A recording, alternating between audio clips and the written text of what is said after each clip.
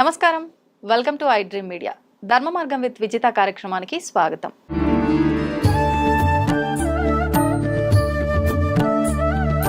ప్రస్తుతం మనతో పాటు ఉన్నారు సూర్య ఉపాసకులు డాక్టర్ హరీష్ తెన్నేటి గారు. ఇప్పుడు వారితో మాట్లాడి హనుమంతుడికి సంబంధించిన విషయాలు తెలుసుకుందాం. కలియుగంలో ఖచ్చితంగా హనుమంతుడిని, వినాయకుడిని పూజించాల్సిందే మొదటగా అంటూ ఉంటారు. అసలు ఎందుకు, ఏంటి, ఆయనకు సంబంధించిన విషయాలు తెలుసుకుందాం. నమస్తే అండి. నమస్తే. హనుమంతుణ్ణి ఖచ్చితంగా ఆరాధించాలి. మొదటి పూజ వినాయకుడికైనా కూడా ప్రతి ఒక్కరిలో ధైర్యం, మనోధైర్యం పెరగాలంటే హనుమంతుడి ఆరాధన కంపల్సరీ అని చెప్తూ ఉంటారు. ఆ రకంగా చూసుకుంటే గనక పంచముఖి హనుమాన్ యొక్క విశిష్టత ఏంటి, ఆయన ఏ రకంగా ఆరాధించాలి, ఆరాధించడం వల్ల మనకు ఎటువంటి ఫలితం కలుగుతుంది అంటే, సాధారణంగా మానవులు అన్నాక కొంచెం స్వార్థం ఉంటుంది. మనం భగవంతుణ్ణి భక్తితో ఆరాధిస్తూనే కోరికలు ఖచ్చితంగా కోరుకుంటారు. నాకేంటి అని భగవంతుడి దగ్గర బిజినెస్ ఏంటి. కరెక్ట్. నిజం కూడా ఈ రోజుల్లో అవసరం. అంటే కలియుగంలో భక్తి చాలా చాలా ముఖ్యమైపోతుంది. అవును. భక్తి లేకపోతే మనకి ఒక్కసారి ట్రాక్ బ్యాక్ చేసి చూస్తే చిన్నప్పటి నుంచి భయము భక్తి అని నేర్పించారు. భక్తి లేకపోతే ఏమవుతుందో మన వాళ్ళకి తెలుసు.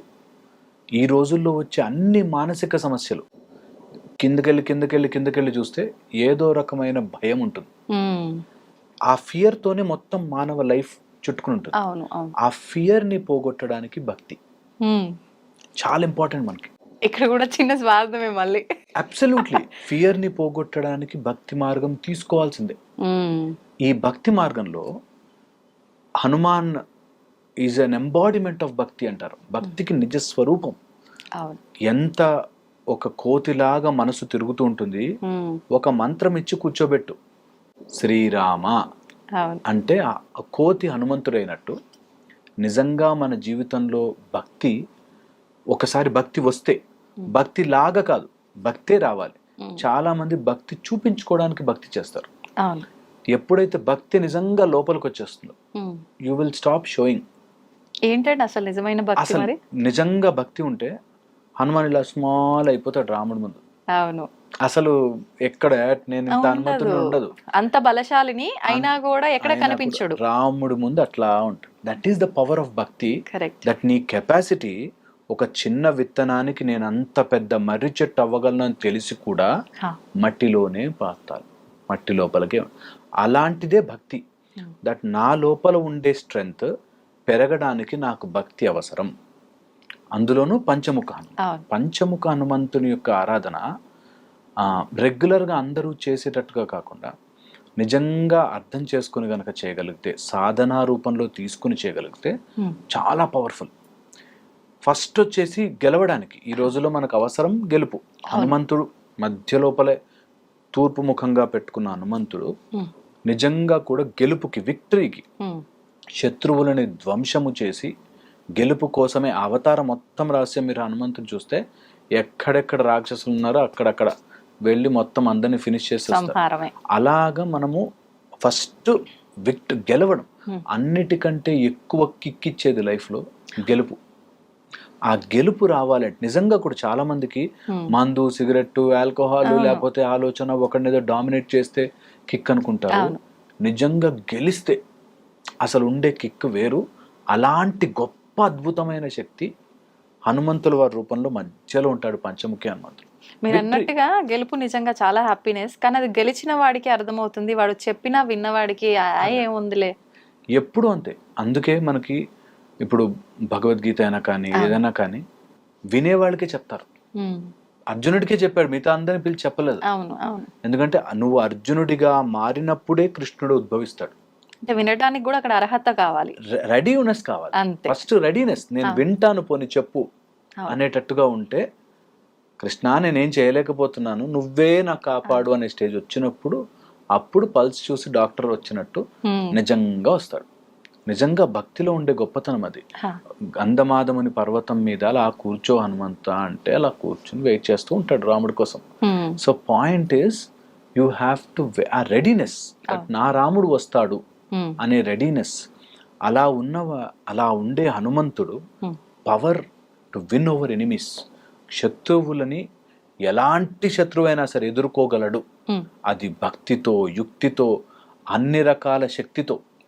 ఓకే, సురస ఎదురైనా లేకపోతే మైనాక పర్వతం వచ్చినా ఆయన హీ నోస్ ఇట్, ఎక్కడ ఎలా ఎప్పుడు ఏం బిహేవ్ చేయాలి అని తెలుసు. అది భక్తికి ఉండే గొప్పతనం. అందుకే హనుమంతుడు ఇఫ్ యు ఇంబైబ్, హనుమంతుడి యొక్క పవర్ మన లోపలికి ఇంబైబ్ చేసుకోగలిగితే అందులో ఫస్ట్ వచ్చేది మనం ఎనిమీస్ని ఇట్లా తోసి విక్టరీ వైపుకి వెళ్ళిపోతాం.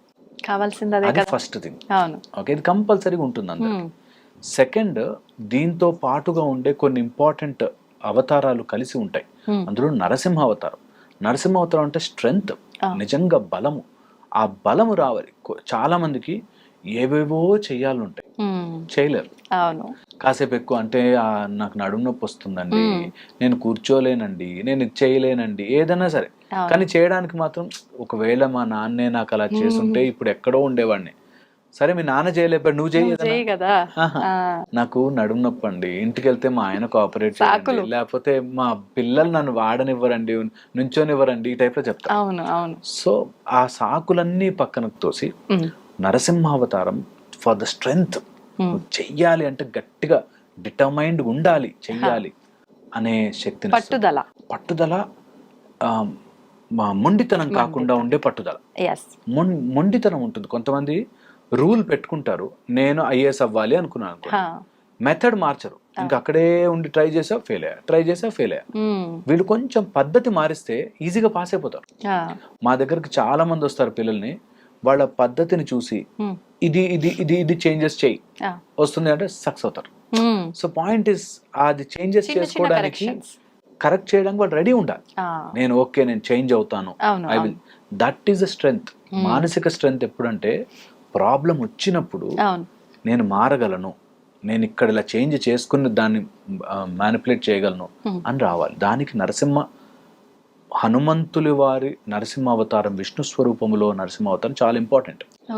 దీని తర్వాత హయగ్రీవ ఈజ్ మనకి ఎప్పుడు కూడా నాలెడ్జ్. ఏది చేసినా దానిలో ఆ నాలెడ్జ్ లేకపోతే మనం ఎంత ప్రయత్నం చేసినా వేస్ట్. నిజంగా ఏదైనా తీసుకోండి, ఆ విషయం మీద మనకి నాలెడ్జ్ రాకపోతే, ఇంట్లో ఉప్మా చేయాలన్నా లేకపోతే పెద్ద రాకెట్లు నడపాలన్నా, ఆ ఫీల్డ్లో ఆ నాలెడ్జ్ లేకపోతే, మంచి ఫైటర్ పైలట్ నడిపేవాడైనా సరే, వాడికి ఉప్మా చేయడం రాకపోతే రానట్టే, అంతే. సో అందుకని ఆ knowledge of the right field ఇచ్చేది Hayagriv. Knowledge of the right thing. అక్కడికి వెళ్ళాడు, ఇక్కడ ఏది మనకి సంజీవన అంటే ఏంటో తెలీదు, రైట్ నాలెడ్జ్ ఎత్తుకొచ్చాడు మొత్తం. అంతే. నేను వెనక్కైతే ఊరికే పోను, రైట్ నాలెడ్జ్ నాకు లేకపోతే అన్నెసరీ దాన్ని డిస్టర్బ్ చేయను. ఏదో తీసుకెళ్తే అక్కడ కొత్తిమీర కరివేపాకు వస్తే ఎట్లాగా అన్నట్టు. So right knowledge of what you are doing అనేది ఉండాలి. అంటే మనకు అవకాశం ఉన్నప్పటికీ ఏం చేయాలి అనే అన్నది క్లారిటీ ఉండాలి. దానికి హయగ్రీవ్ చాలా అవసరం, చాలా చాలా అవసరం. అండ్ మొత్తం ఎలా అయితే మనం ఆ వర్క్ ని అకంప్లిష్ చేస్తామో అనే దానికి నాలెడ్జ్ చాలా చాలా ఇంపార్టెంట్. సో దానికి హయగ్రీవ. దాని తర్వాత మనకు వచ్చేది వరాహం. వరాహం అనేది వెరీ వెరీ ఇంపార్టెంట్. దట్ ఒక డీప్ లోతు కష్టాలు ఉంటేనే పైకి ఎదగలం.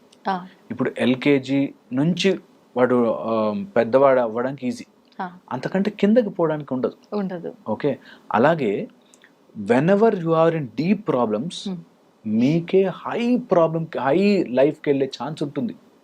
ఇది చాలా మంది మిస్ అయిపోతారు. ఇప్పుడు అన్ని బాగున్నాయి, రాగానే మీకు ఇంట్లోకి రాగానే ₹1,00,00,000 రోజు పడిపోతున్నాయి డబ్బులు.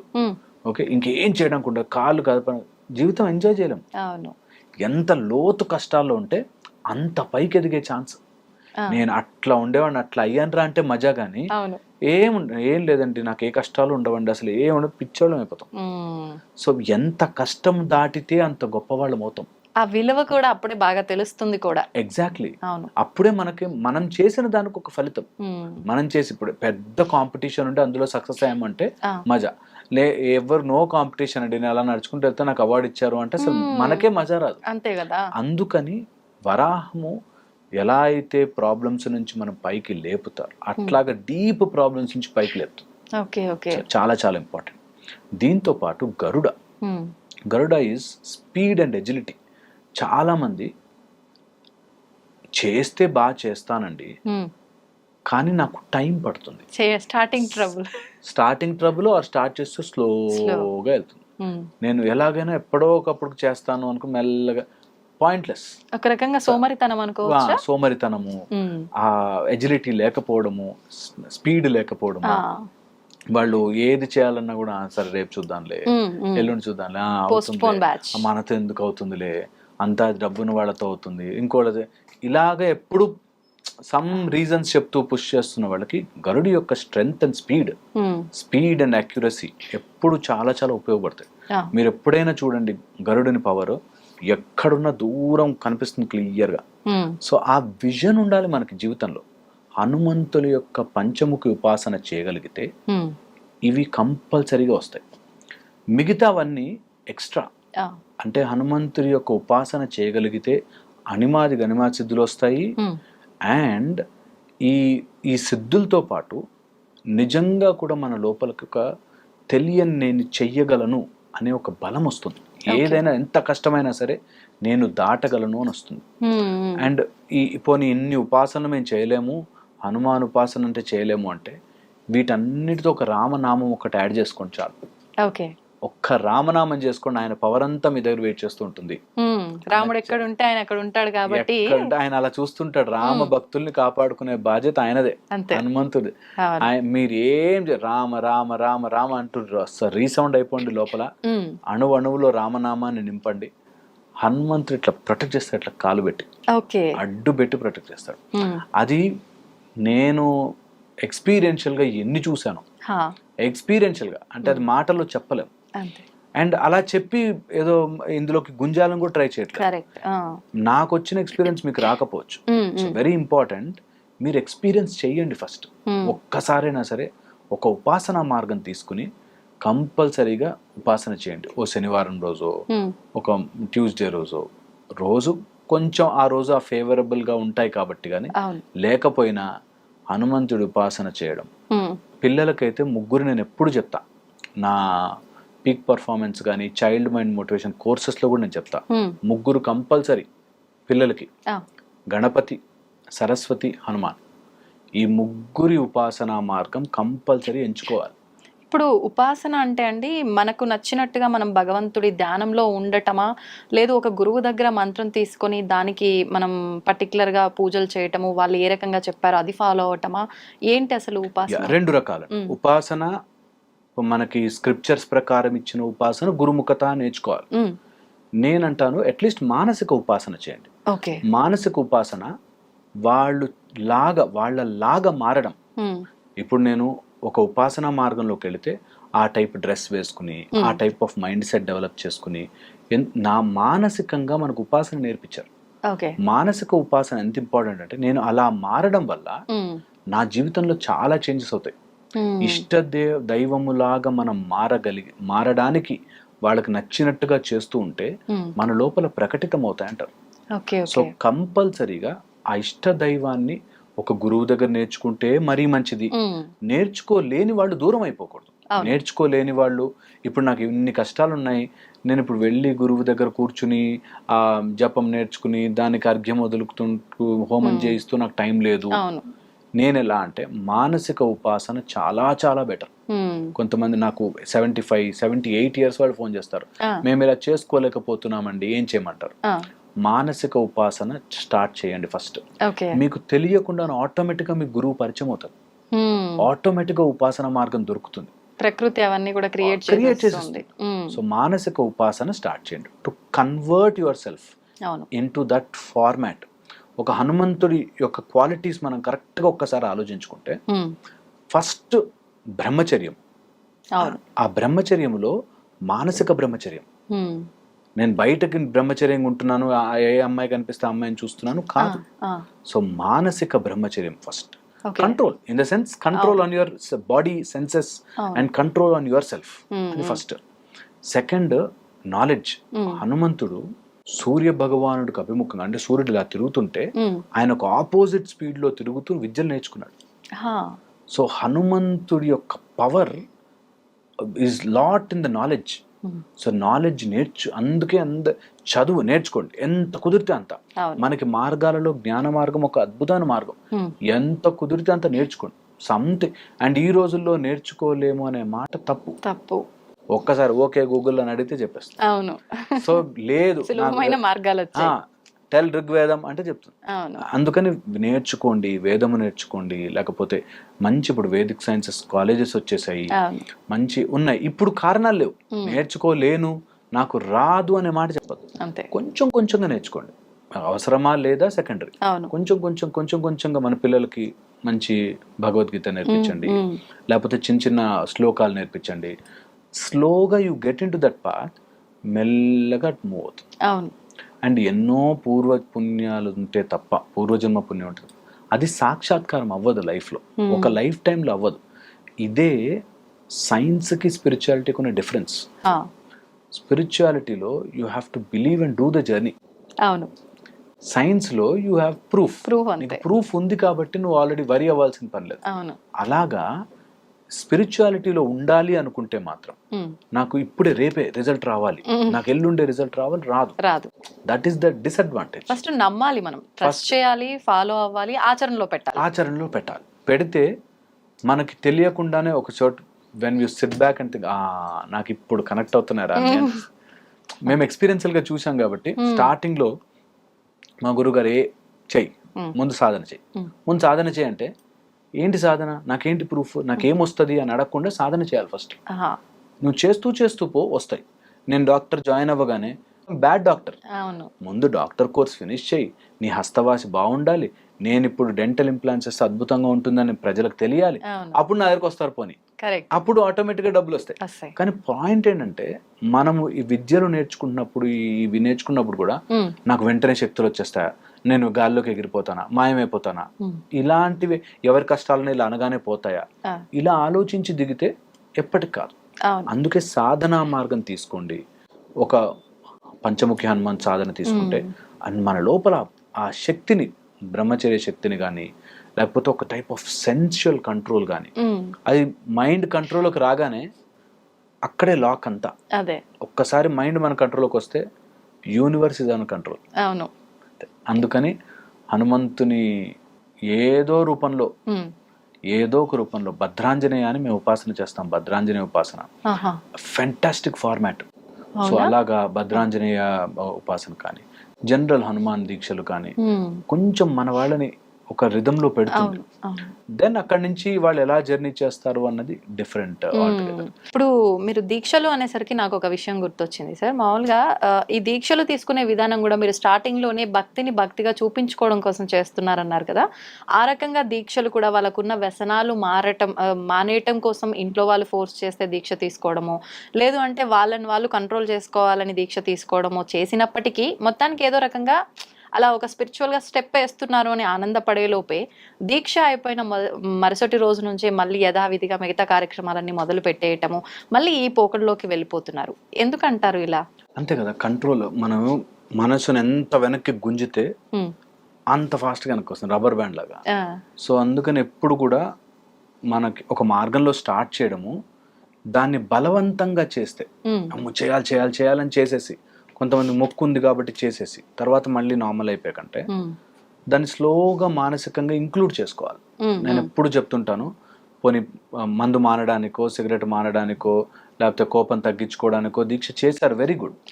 ఆ చేసిన తర్వాత కొంచెం కొంచెంగా వెనక్కి తీసుకురావాలి, మళ్ళీ నిజ జీవితంలోకి ఎలవ్ చేయాలి. మాకు మా గురువు గారు దీక్షలు చేసేటప్పుడు చెప్పేవారు, ఏదైనా ఒక్క చెడు అలవాటుని ఈ సంవత్సరం తుడిచి, ఈ సంవత్సరం నుంచి నేను ఇంటికి వెళ్తే నా భార్య మీద కోపపడను, తుడిచేసి దేవుడి దగ్గర పెట్టే, దేవుణ్ణి ఎలాగోలాగా వాడుకోవాలనుకుంటున్నాం కాబట్టి ఇలా నీ మెరుగుదలకు వాడుకోవాలి. మనం బెటర్ అవ్వడానికి భగవంతుడు అనే శక్తిని వాడుకోవాలి. సో నేను రేపటి నుంచి నా భార్య మీద కోపపడను, లేకపోతే మందు మానేస్తాను. స్లోగా అది మన లోపల నుంచి రావాలి.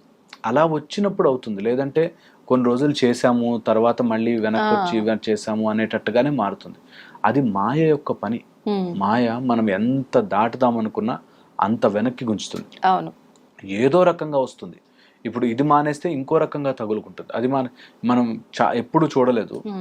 ఒకప్పుడు పిల్లలు వీడియో గేమ్లకు అడిక్ట్ అయిపోతున్నారు, వీడియో గేమ్లు అన్నారు. ఇప్పుడు పెద్దవాళ్ళు బెట్టింగ్ యాప్స్ కి అడిక్ట్ అయిపోతారు. కరెక్ట్. సో మనస్సు చూసారు ఎలా ఏదో రకంగా తిప్పుతుంది. అవును. సో మనసు అలా తిప్పుతుంది కాబట్టి కొన్ని రోజులు బలవంతంగా మెడలో ఏదో మాల వేసుకున్నామనో బట్టలు మార్చామనో ఉంటుండొచ్చు, కానీ దాని నుంచి బయటపడడం చాలా కష్టం అవుతుంది. అవును. ఇది ప్రయత్నం చేస్తున్నారు, అది గొప్ప విషయం. ఈ రోజుల్లో అందులో ఈ యుగంలో కలియుగంలో ప్రయత్నం చేయడం చాలా గొప్ప విషయం. చాలా మంది మన వాళ్ళు గురువులు చాలా మంది చెప్పిగా మారుతున్నారు. భక్తి ఎంత వస్తుందో తొందరగా బయట మనం వెళ్ళిపోయే ఛాన్స్ కూడా ఉంటుంది.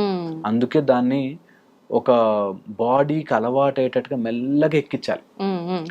మెల్లగా ఎక్కించాలి. సో నేను ఎవరికైనా చెప్తాను, ఒకే రోజు మానకండి, ఒకే రోజు అలవాట్లన్నీ మార్చాలనుకోకండి, మెల్లిగా ఎక్కించాలి బాడీకి. మైండ్కి తెలియకుండానే చేయాలి. రోజు రేపు పొద్దు నుంచి 5 గంటలకు లేస్తా అనుకుంటే ముందు 6:30కి 6:15 6 అలా మెల్లగా బాడీని వెనక్కి గుంజుకోవాలి.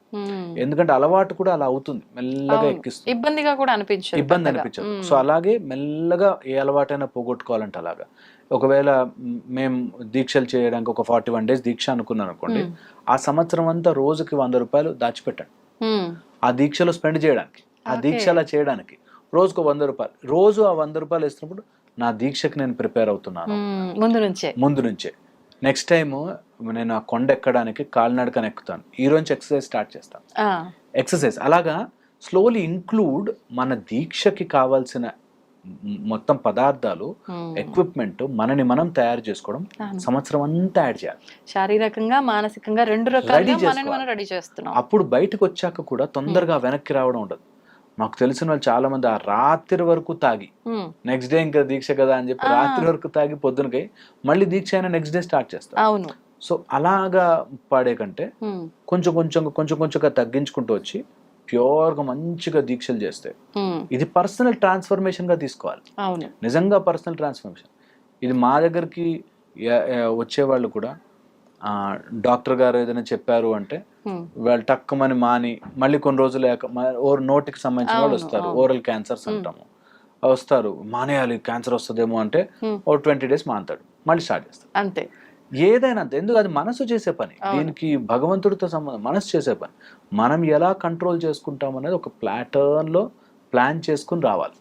అప్పుడు ఖచ్చితంగా దాటుతారు, ఈజీగా దాటుతారు. ఒకే రోజు గుంజాలని ట్రై చేయకూడదు. సూపర్ సార్, నిజంగా చాలా చక్కగా వివరించారు. మామూలుగా ప్రతి ఒక్కరి మైండ్ సెట్ ఎలా ఉంటుందో ఇప్పుడు అది నిజంగా కళ్ళకు కట్టినట్టుగా కనిపిస్తోంది మీరు చెప్తుంటే. దాన్ని ఒకేసారి మార్చమంటే, ఎగ్జాంపుల్కి ఇప్పుడు మీరు అన్నట్టుగా డ్రింక్ విషయానికే వస్తే ఈ అనర్థాలు జరుగుతాయి, వద్దు నన్ను నేను కంట్రోల్ చేయాలన్న ఆలోచన వచ్చినా ఒక 20 రోజులు ఉంటారు, తర్వాత అస్సలు కంట్రోల్ చేయలేక ఇంకా బీభత్సంగా మళ్ళీ మొదలు పెడతారు ముందు దానికన్నా. ఇలాంటి ప్రమాదాలు దారి తీయటం కన్నా మీరు అన్నట్టు కొద్దిగా గురువారాలు తాగనని లేకపోతే ఆదివారాలు తీసుకు ఇలాగ వచ్చినవి మెల్లమెల్లిగా వెనక్కి తీసుకురావడానికి శరీరాన్ని. Super sir, thank you sir, thank you very much. తవ్వుతూనే శివలింగం సరే దాన్ని అట్లా కప్పేసేయండి, చూపించదండి.